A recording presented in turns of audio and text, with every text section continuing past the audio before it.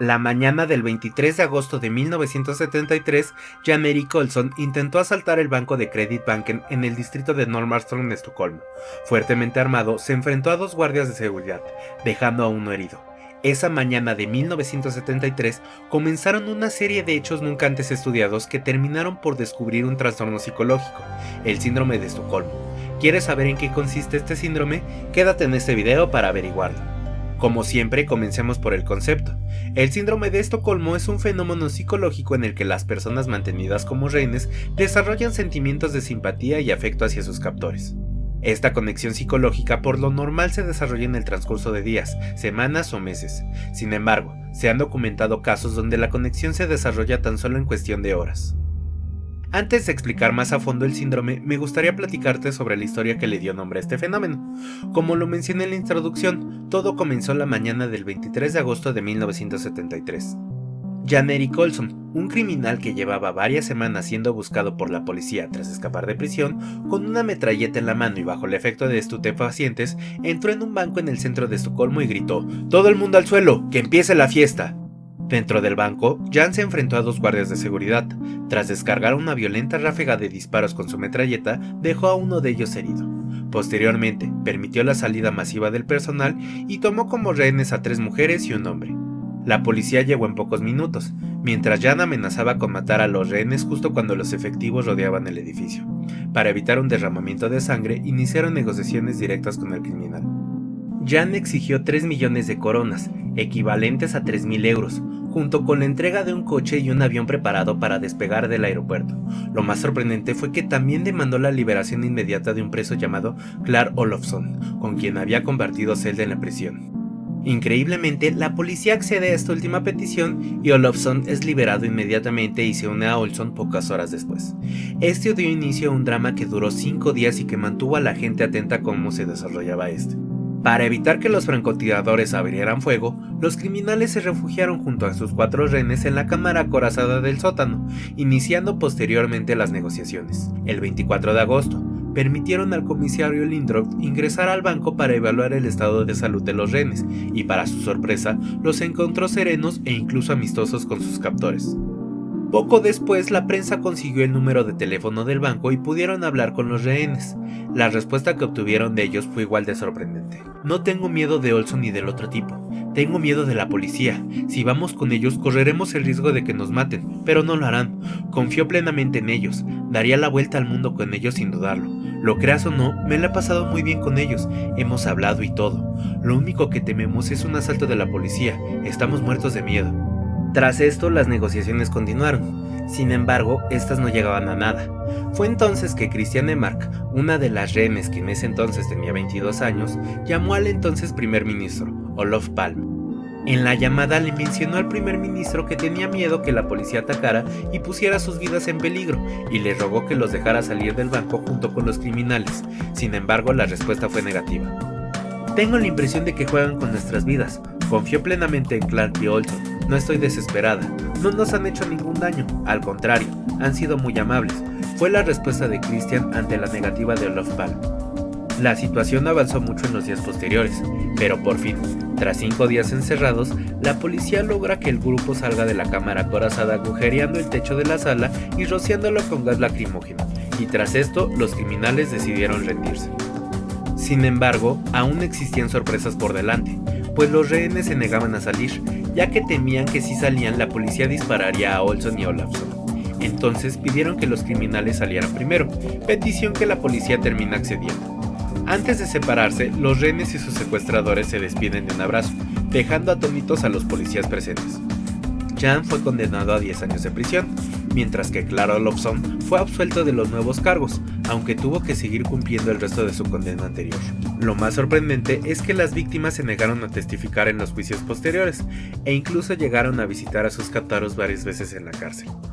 Este caso dio la vuelta al mundo, y las imágenes de los rehenes abrazando a sus secuestradores dejaron a muchos confundidos. ¿Qué había pasado en el sótano del banco? ¿Cómo era posible que las víctimas mostraran afecto por quienes los habían puesto en peligro? El psiquiatra sueco Nils Bejerot, que formaba parte del equipo de negociadores durante el asalto, fue uno de los primeros en proponer una explicación. Según él, los rehenes habían desarrollado una forma de dependencia psicológica hacia sus captores. A este fenómeno lo llamó inicialmente síndrome de Norm Armstrong, y años después, en 1978, el psiquiatra estadounidense Frank Zuckerberg le dio el nombre con el que hoy lo conocemos, síndrome de Estocolmo. Este síndrome se define como una respuesta emocional que puede darse en personas que han sido víctimas de secuestro, abuso o maltrato, y que, en lugar de sentir odio o rechazo, terminan desarrollando vínculos afectivos con su agresor. Desde el punto de vista psicológico, esto se interpreta como una estrategia de supervivencia. Cuando una persona se encuentra en una situación límite, donde su vida corre peligro y no tiene control alguno, el cerebro busca adaptarse. Entonces, si el agresor muestra cualquier gesto de supuesta bondad como no hacerles daño, darles comida o simplemente hablarles con respeto, la víctima lo percibe como algo positivo y hasta tranquilizador. Estos pequeños gestos generan una especie de gratitud que se mezcla con el miedo y la necesidad de protección. Es así como se forma una conexión emocional que, aunque parezca ilógica desde afuera, cobra sentido dentro del contexto del peligro. El síndrome de Estocolmo no aparece en todos los casos de secuestro o abuso. Según los especialistas, hay varios factores que influyen en su aparición. 1. Duración del encierro. Cuanto más tiempo pasa una persona en manos del agresor, más probable es que se desarrolle este vínculo. 2. Aislamiento. Si la víctima está incomunicada del mundo exterior, su única referencia emocional es el agresor. 3. Dependencia. Cuando el secuestrador controla por completo el acceso a la comida, agua, descanso o incluso baño, la víctima desarrolla una dependencia total. Y 4. Amenazas alteradas con amabilidad. Cuando se combinan actos de violencia con momentos de calma o aparente cuidado, se crea una relación de confusión emocional. A lo largo de los años, este fenómeno se ha observado en muchos otros casos. Uno de los más conocidos es el de Patty Hearst, una joven estadounidense secuestrada en 1974 por un grupo armado revolucionario. Semanas después apareció armada y participando en uno de los atracos del grupo. Aunque luego fue arrestada, su defensa alegó que había sido víctima del síndrome de Estocolmo y aunque fue condenada, recibió el perdón presidencial años después. También se han documentado casos en contextos de violencia doméstica, abuso infantil e incluso en algunas sectas religiosas o grupo de trata de personas. En todos ellos, la víctima desarrolla una conexión emocional con su abusador, lo que complica enormemente su rescate y recuperación. Sin embargo, el síndrome de Estocolmo también ha sido objeto de muchas críticas. Para empezar, no está reconocido oficialmente como un diagnóstico clínico en manuales como el Manual de Diagnóstico y Estadística de los Trastornos Mentales. Esto ha llevado a que algunos lo consideren más un fenómeno social o cultural que un trastorno psicológico propiamente dicho.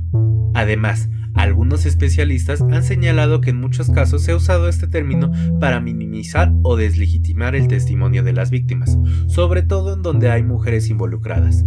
Hay quienes argumentan que llamarlo síndrome puede ser una forma de invalidar la experiencia emocional de las víctimas, tratándolas como si no pudieran tomar decisiones racionales. Por eso, en los últimos años se ha planteado un debate importante. ¿El síndrome de Estocolmo es una herramienta útil para entender ciertos comportamientos humanos o es una etiqueta con la que se evita analizar el contexto de violencia, poder y coerción que viven las víctimas?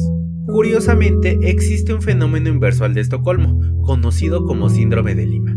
En este caso, son los secuestradores quienes desarrollan sentimientos hacia sus víctimas. El término surge de un caso ocurrido en Perú en 1996, cuando un grupo armado tomó como rehenes a más de 70 personas en la residencia del embajador japonés.